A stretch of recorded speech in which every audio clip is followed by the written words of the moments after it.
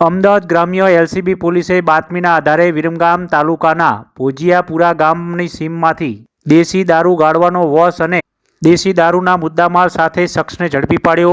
એક ફરાર.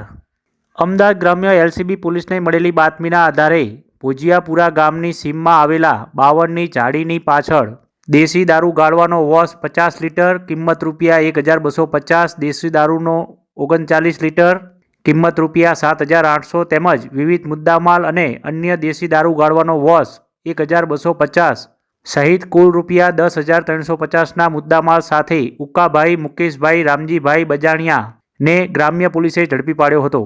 જ્યારે આ જ ગામમાં ભોજિયાપુરા ગામની સીમમાંથી અન્ય જગ્યાએથી દેશી દારૂ ગાળવાનો વોશ 200 લીટર કિંમત ₹5,000ના મુદ્દામાલ સાથે અમદાવાદ ગ્રામ્ય એલસીબી પોલીસે મુદ્દામાલ ઝડપી પાડ્યો હતો. રેડ દરમિયાન આરોપી કિશનભાઈ નવઘણભાઈ ઠાકોર નાસી છૂટ્યો હતો.